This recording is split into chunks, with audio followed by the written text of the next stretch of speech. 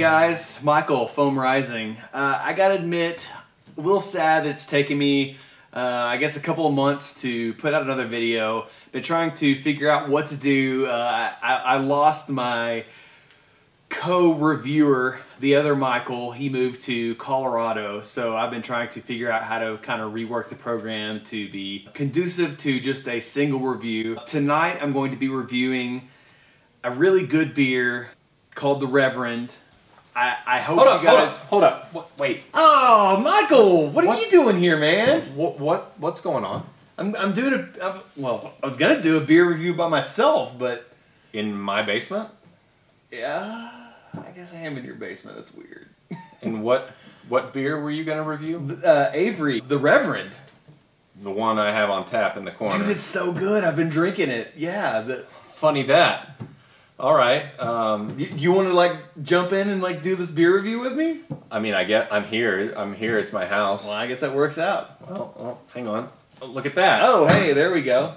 Well, let's do this. Let's get reverended. Well, we probably need to pray about it first. Sure.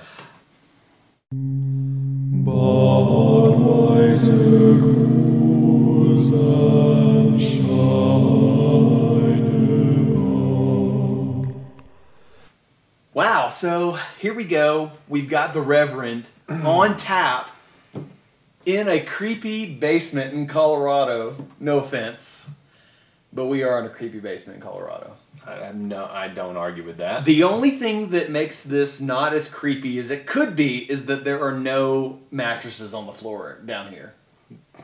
Not right now. Not yet. But what we do have is the Reverend.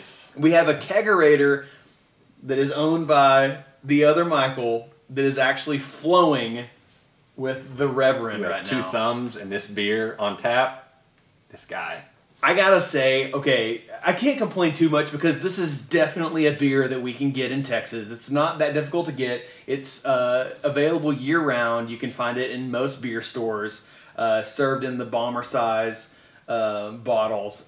You can get it, so it's not that that hard to get your hands on. But on tap, that's the thing. Something about Avery's distribution and how much they keg and where they send their kegs to. You just don't see these here. Like, I mean, even here locally, you weren't able to get this directly from the brewery. Oh, it's not. You have to buy it from a local shop, liquor store. Avery will sell their kegs, just basically their general rotational beers, like the Ellie's Brown, which is a great brown ale. White Rascal. White Rascal. Right. Which is a Belgian white, I believe. They sell a few of their beers direct to the public. And many of these Colorado breweries will do that. Which is going to be happening in Texas real soon. And however, the Reverend, let's be honest, it wasn't that difficult. I said, dude, I'd like a keg of the Reverend. And the guy was like, all right, rock on. Rock on! Rock on! Rock on!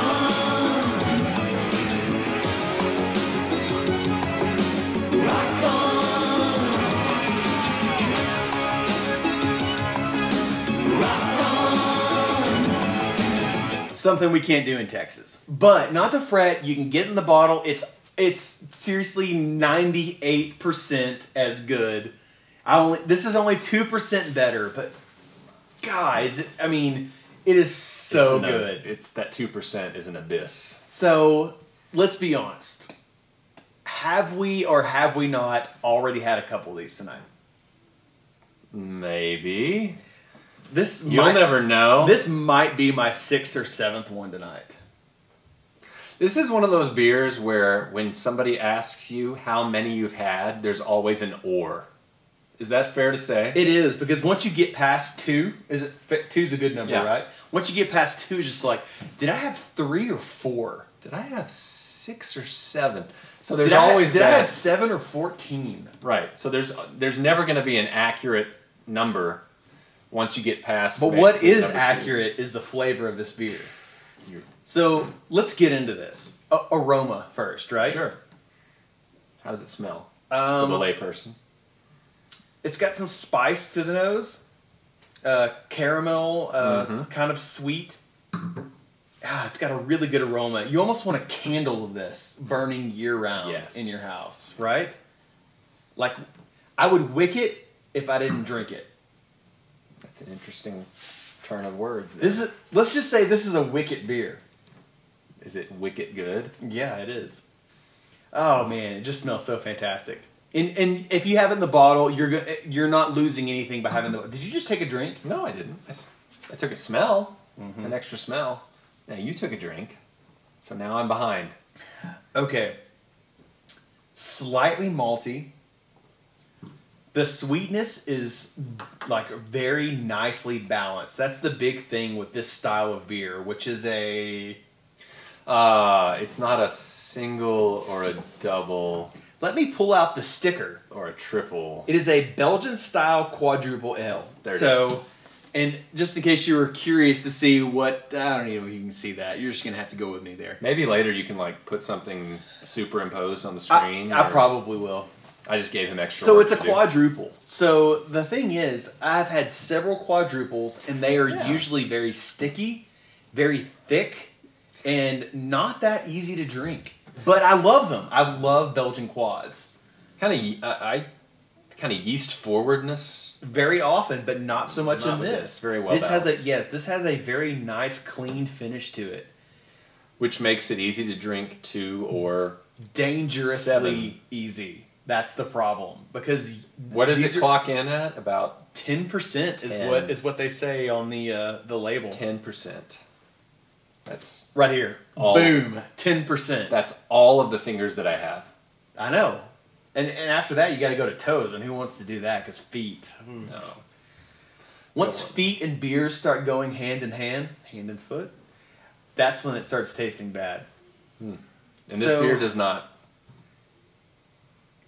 So I would say, even though this is considered a Belgian quad, I would say, like, flavor-wise, this, like, for me, like, it clocks in at something a little bit more mild. Not necessarily a brown ale, like, it's a little bit sweeter and stronger than that, but it just does not taste like a typical Belgian quad to me. And in that, I love it. Like, this is probably one of my favorite Belgian-style quads I think I've ever had. Yeah, I mean, I'd give it probably on a scale of 1 to 5 collars, Reverend collars, I'd give it probably 4.5. Oh, yeah, definitely. But that half collar is going to look weird, so I'm going to go ahead and give it a 5th full collar on my He's probably not wrong. 5 full collars for me, because I honestly think that you would have a hard time topping a Belgian-style quad. Now, there is one, Harpoon Leviathan, I believe, another Belgian-style quad, also excellent, and as far as like bang for your buck, that is a really good beer.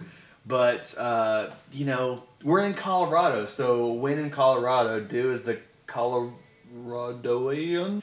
So, this is, like I was saying before, this is not a seasonal beer of theirs, although they treat it as kind of a specialty beer. Yes. So it's kind of in an interesting category, I guess, as far as Avery considers it. So, like I said, you can find it if you're looking in the Texas markets.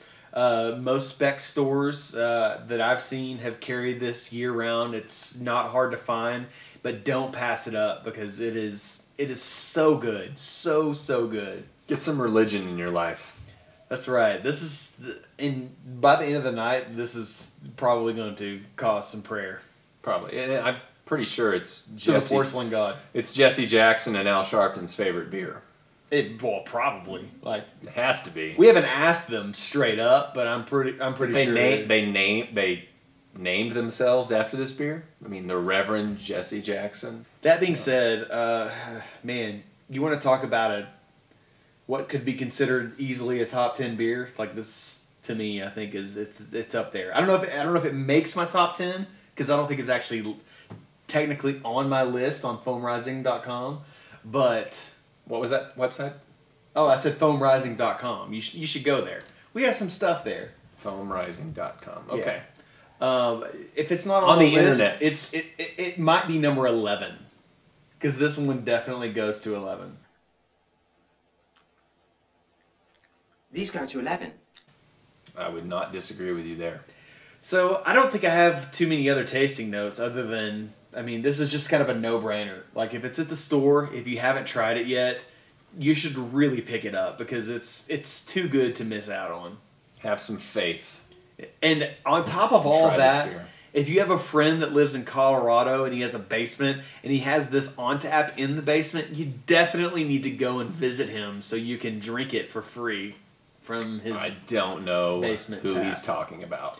I don't either. Well, I guess until next time, I am Michael. And I'm still Michael. And keep praying. Welcome to the show.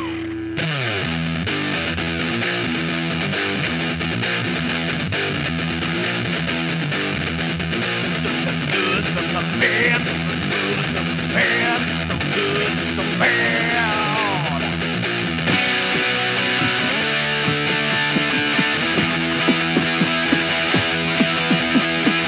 Some things we like, some things we hate, yeah. Some things suck, some things are good. Sometimes good, sometimes bad, sometimes good, sometimes bad, some good, some bad.